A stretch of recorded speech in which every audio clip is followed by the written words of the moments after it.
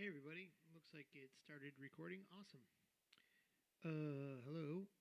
I'm not sure if you guys can hear me because I can't hear myself right now, so I need to readjust something here. Hold on. Projector screen always on top. Put that right over here. Now I will go to my DAW and the mixer settings and crank up some volume for vocals. Hello, hello, hello. Vocals. Check 1 2. Check 1 2. Okay, now I can hear myself a little bit. Hello, hello, hello. Check 1 2. Check 1 2. All right, I'm gonna call that somewhat doable. I think. I don't know. I can't hear myself. I'm at +10, and I don't know why. Probably because I had to turn everything down for my guitar. So we're gonna try to check 1 2. It'd be better if I did this before the broadcast, but here we are. Cranked up to the max. There's probably something else I can do here. Hold on. 2, check 1 2. Sorry for the delay, everybody. Because I'm sure you're excited. You're excited. I'm sure you're excited about the title today. We got a crackling volume knob here happening. I really want to get this volume just jacked up. There. I think I'm good. Jack it up. Alright, so 251s. One of the I've set myself for the longest time as like, hey, I'm is not really calling my playing anything awesome until I can at least get through a 251, not with their song, and I still don't have any idea what's going on. I want to be able to hear what I'm doing and kind of know what I'm doing. But to do that, it needs to be simple and visual and somewhat memorable. And when I was playing recently, I started by a couple weeks ago. I'm sure you saw a video on this channel where I got some tricks going. I just went 251. I'm sorry, enclosure crazy.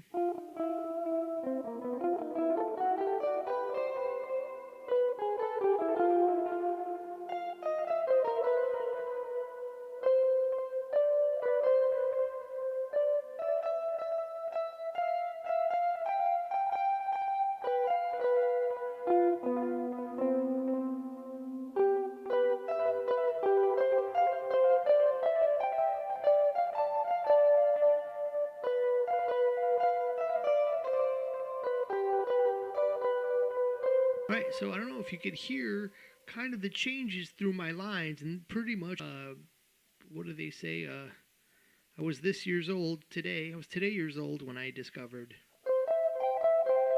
my first lines across a 251 that I could.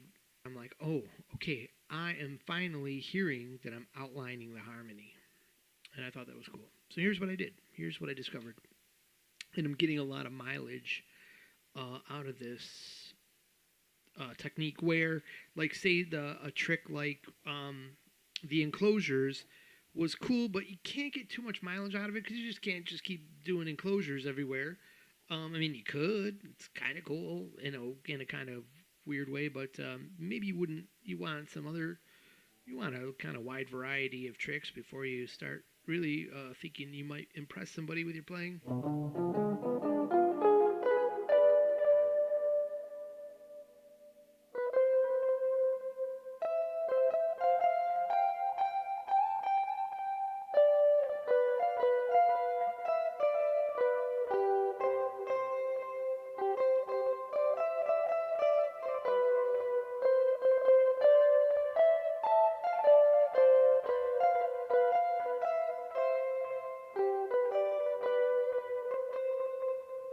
So noodling around there, once again, I just was employing a couple simple tricks. So kind of hearing the one or the two. Now I'm kind of gonna play this 5, and then 1. I'm gonna land to get to. What I've noticed is, like, if you want to kind of put in some of those outside flavors. You're kind of doing it over the 5 mostly. And so it's pretty easy to complete the sound of this 251 by just simply making sure you resolve to a chord tone on the 1 of C. Now that's real basic, and as you get good, you'll move beyond that for sure. But remember, this is for beginners. I think a lot of jazz people get to know these tricks really well, and so they'll try to teach some of these things right off the bat, and they don't necessarily, like, I don't know, I always found everything pretty hard to grasp, and there's quite a few lines that are that would just be too much of a jumble of notes. Like, I have a framework that I can start to then add in some of those notes, and I was adding in some chromatics, because when you really outline the harmony, that's all we want to do today. Is just, I want to teach you to outline the harmony with some basic tricks, and then, or visualizations we'll call them. People get angry. It's, I don't want to learn a trick. I want to learn it for real. You can then add in your steps, to get to places and start to know where your C is and stuff like that. So I'm gonna play a little something for you. And what I got on the screen here, it's the cool thing is this all came out of last 2-3 lessons ago. I did this little colorized thing here where I can kind of make easy sense of the bottom 2 strings for soloing, and the answer to my 251 was right in here, especially this little separation of the 4 and 7 here. The 4 and the 7. And I don't know, I think I got it somewhere where I want to find out where I have it listed, this 7 and 4 here where the plus sign is. Let me see if I got that diagram somewhere. As you can see, we went over, pentatonics in there, and they're important, but the one I'm finding is most important is this one right here, the what I call the Aeolian pentatonic. We don't have to get into modal talk, we'll just call it that. It gives us great access to those blue control notes.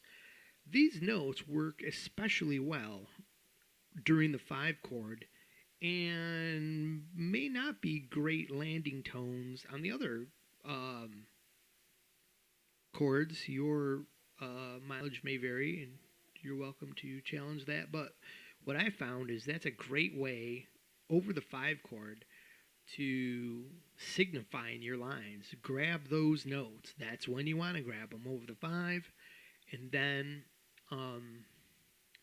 from there we'll go per se. I might grab the B over the C just to get into the C.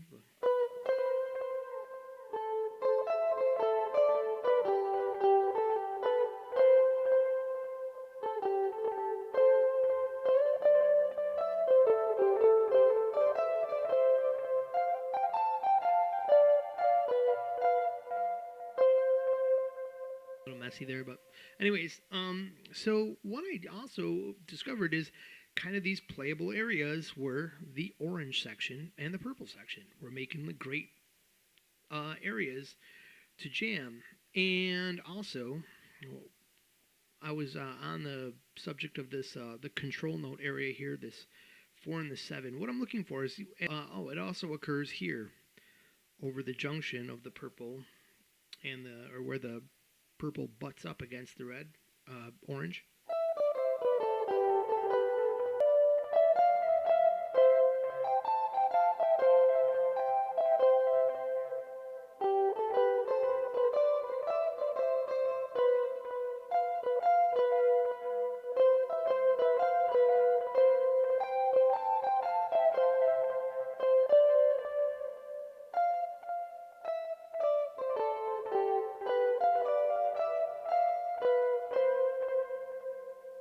Kind of wanted to just hit this 7 and go to box. I'll get you guys down on my guitar here. So if I'm Well, we'll go up here, up in this, basically A minor pentatonic with the two control notes inside, the 4 and the 7. From there, I'll take the bottom note and slide it up one, because that is the, at that moment, the B is the third of the 5 chord there, the G. It's the 3.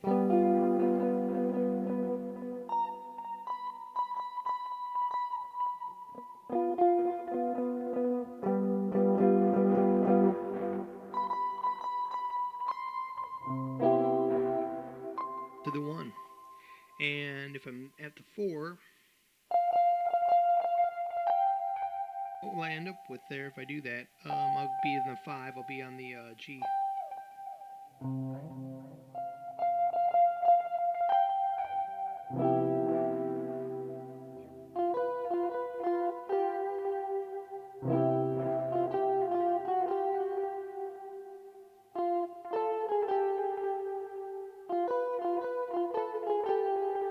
That could be a line.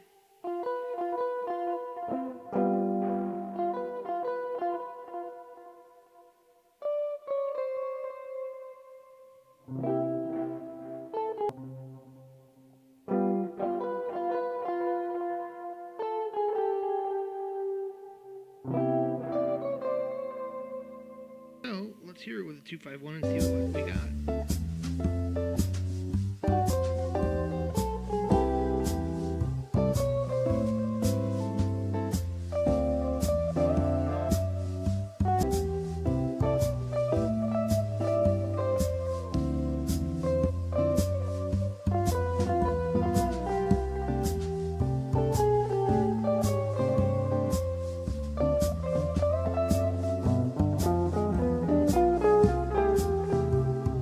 What you heard me do there is employ one of my other tricks, so which was the running up a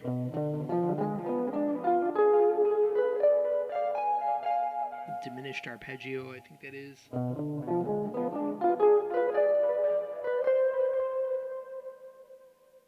There's a whole little lesson there on what that is, and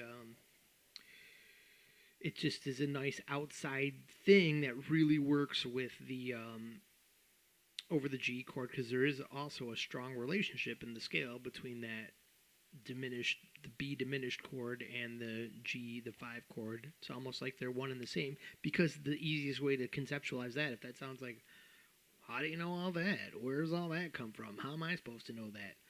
Well, if you start to know your chords, you know your chord alphabet, which is real easy, A, C, E, C, E, G, E, G, B, blah, blah, blah. But so G, B, D is a G triad. And so you think G, B, D, remember that B, D, because the B triad that we're talking about is B, D, F. And the G as a 7 chord is, which we are playing, because we want that 7 in there for that dominant chord effect. So it's G, B, D, F. So you've got B, D, F. You've got the diminished triad with a G root is really what it is. So, or just as, easy to conceptualize that way. And so, pretty cool. So now one neat visualization I kind of learned here is this. See this orange so in other words, imagine overlaying this shape for the 1 chord. Let's just do this. Let me skip out of this. Alright, so for the 1 chord, we got this. We got this. See these gray notes? For the 1 chord, I'm thinking like this A shape. Those notes sound pretty kosher, really kosher, maybe a little more so than these, because that's a 1-3-5 of the, that's a C chord. We don't necessarily want to arpeggiate that till the end. So in the beginning, we can kind of be on this. Wait till the C. The C, the G.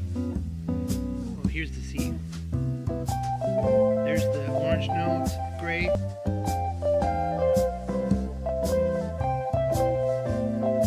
orange, gray, anything orange. So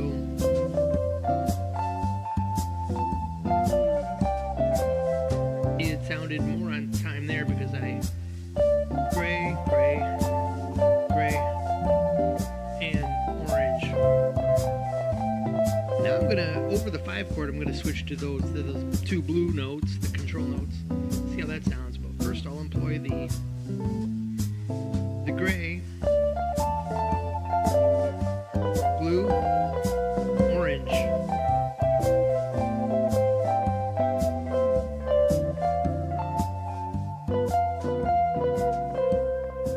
Now next, when it starts up again, because it will, I will include some chromatics as we go gray, orange, or gray, blue, orange. So here we go.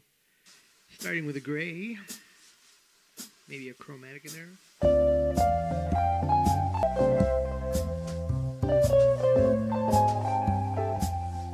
Gray, blue,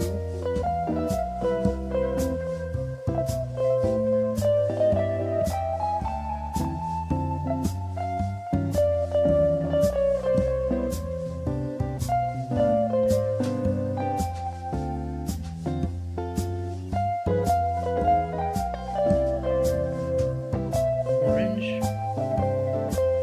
gray,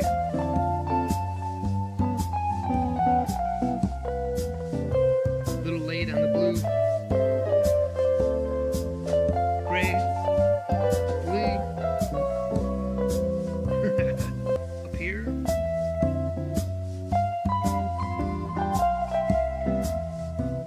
I'm going to do a little chromatic thing in this aeolian area.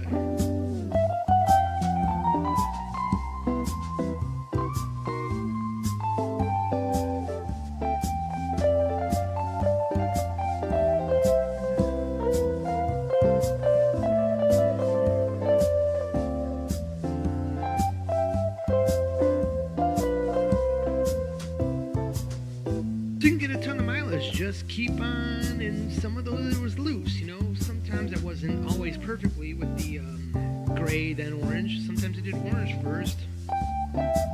Sounds cool. Late blue, back to C.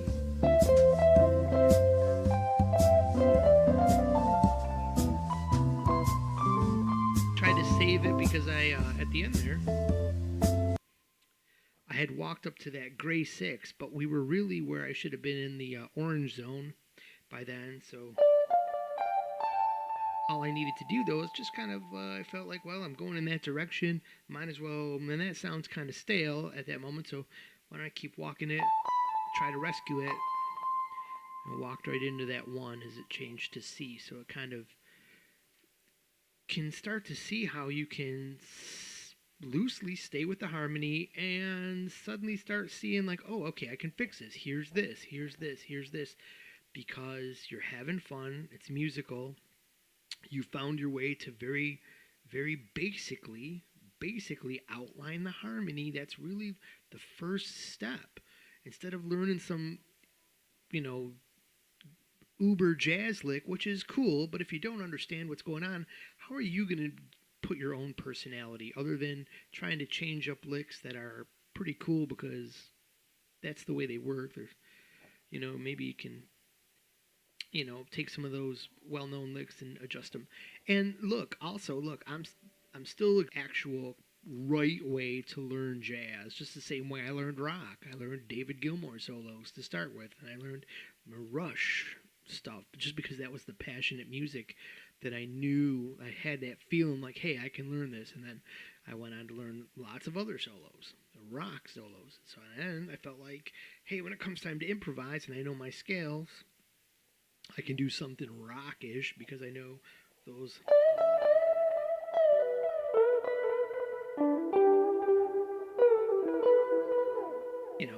These little lick moves that are associated with that genre.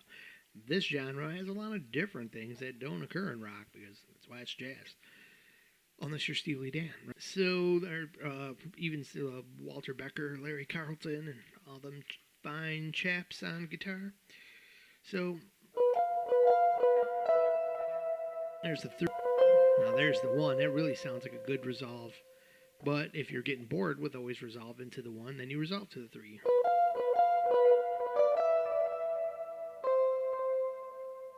It'd be like.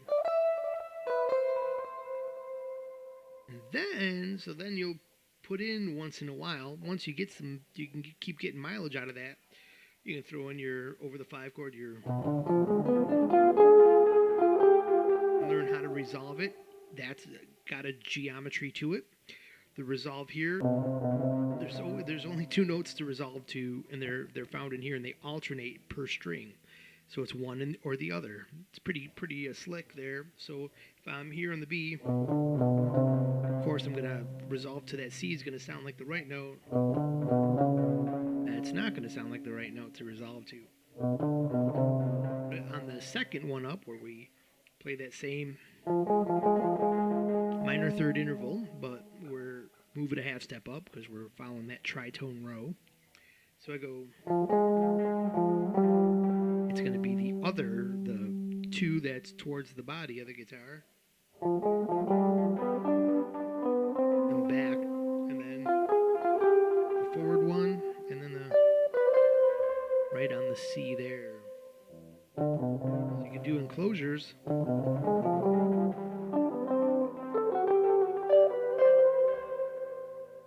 I screwed it up, but in any event, it's a little challenging to grab all those. So, a cool thing to practice, though. And if you can grab that, you are a more talented guitarist than I am. So notice how this makes like 2 V shapes, like an upside down V. I call that the A, because remember, even though you're like looking at the screen going, well, isn't the gray the V? But gravy, riding the gravy train.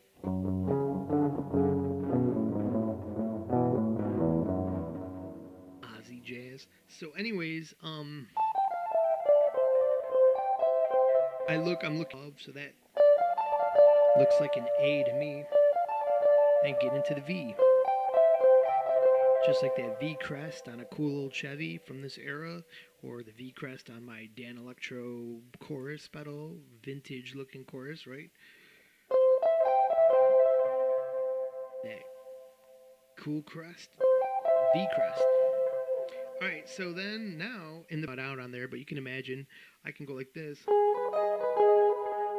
But I can't do that because that was down a half step.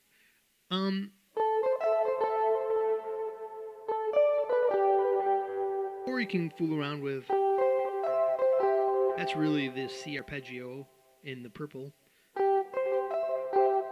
1, 5, 3. Then we have for the 1 chord, what would that give me? That gives me the 3 over a minor chord. And then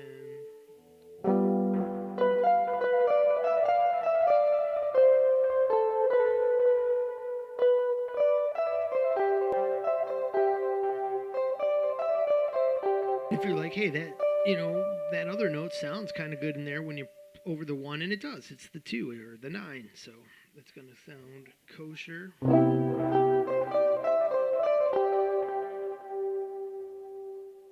So yeah, there's that, and then you can pull off your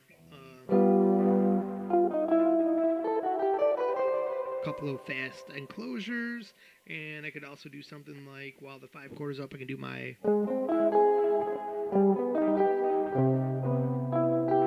kind of a melodic minor,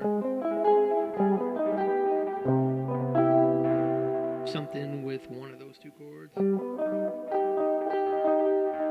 I can do the gypsy jazz thing.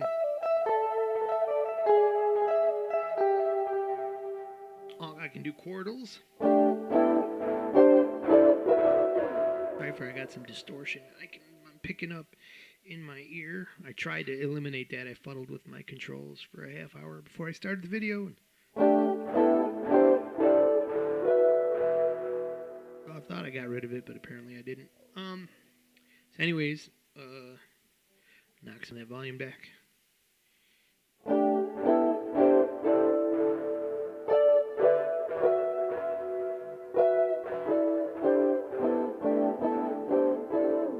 So I'm just playing some chordal chords. That is a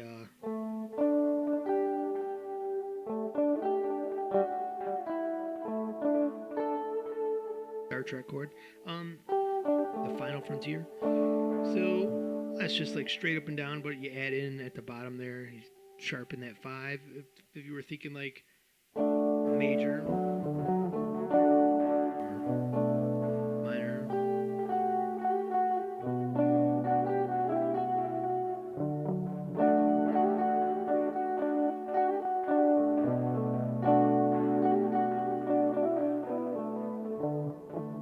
If you wondered why that sounds good and you're a beginner and you didn't know, that was just basically the corresponding minor and major. They use the same.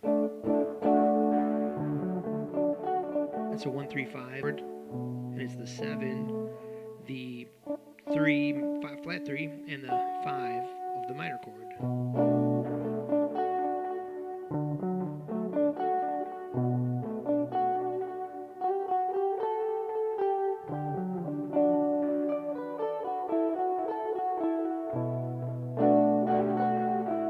Just switching from major to minor, and it's got a kind of a basic harmony, but an interesting basic harmony. Probably one of your first interesting basic harmonies, I think. So there's that. Noodling around over this 2-5-1. I can think about this area here. I just talked about this anyways. I can play that whole little Aeolian box where it says 3-4-7-1. Not via square, of course. I'm talking about this, what looks to be like the bottom of what you would know as your Aeolian scale. Aeolian scale. When Aeolian sees a drone, it has a scare. Drones. All right. If you're watching this sometime in the future, it's some bogus news that's doing weird stuff like everything else these days. So you just want to work over the 5 chord, and then it'll sound like you're outlining the harmony because you're basically arpeggiating. And we were going to go over earlier also. What were these notes? That's the 1, 5.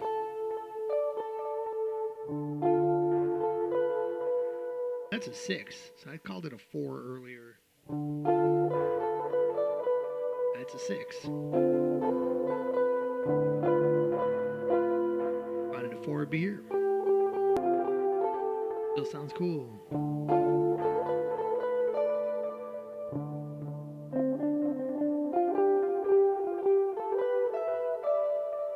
See?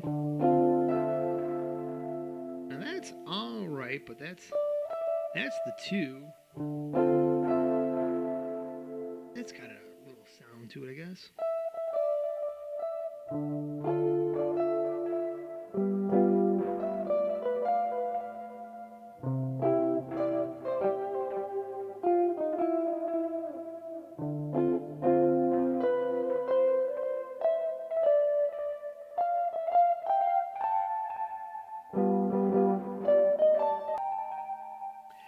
And now I just played the wrong thing, but kind of worked because it was a 5 chord. You can get away with a lot of crap, especially when you're being very inside to your when you're wrapping up really really tight.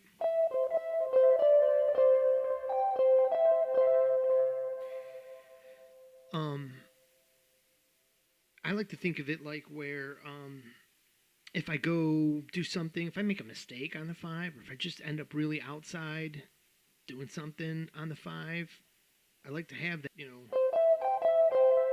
silly shape to outline the 1 very clearly so that it kind of balances itself out. If you go like way out on the 5 and back inside on the 1, Or if I've been kind of predictable and boring on the 5, just go and I might just do something, just kind of force some use a couple gray notes before I a little bit and delay my resolve over the C chord, which goes on for usually an extra measure.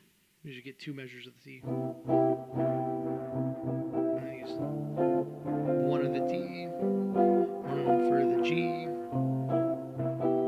and then the extra one for the 1. So anyways, I think I'm going to leave it like that. I'd sure love to be live all afternoon, but what the hell. I hope you enjoyed.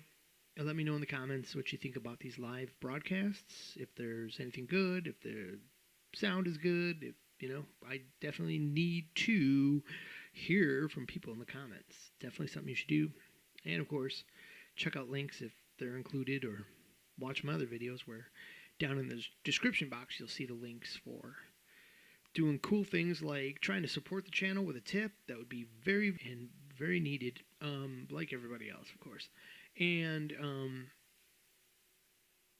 buy some merchandise. I'd rather see you, even though it's not extremely lucrative by any means, but your studio, like a cool banner, mind's eye visual. Tell me what you think. I need some feedback on this channel, pretty much. And I need to know if anybody actually clicks on that link and checks out my actual tapestries and stuff like that. Let me know about that mind's eye visual image. I got the brain and the eye. I got a few different ones. Let me know if they look like, if you think like, hey Mark, this is like really stupid, this is terrible stuff. I mean, I don't know, it's kind of hard these days with the internet, because you get anybody that's just like, oh, I can tell this guy is stupid, I'm gonna do it, which seems to happen all too often, because you're dealing with 4 million people. You're gonna find everybody. So, thank you for watching. Hope everyone has a great day, and we are going to can the broadcast at this very moment. So, hope you enjoyed your basics of a 2-5-1 practice. If you need this in a formal lesson, if you're like, hey, show us more, or you got some more questions, throw them in the comments. Thank you for watching, everybody. I appreciated it, and I hope I helped you take your first foray, sensible, something understandable in a 2-5-1. And because I also think look, I'm done, and I'll finish. But there's one thing I'll say here, that I think that when you do go to learn your other licks from other instrumentalists, I think it'll be then easier to go, oh, I can see how that fits. Or though, because these sounds also get in your ears. That's why they played those notes, because that's those 2 notes. Or they're in that same, they just covered that same area I've been jamming in. So it's definitely, I think, definitely worthwhile to do an organic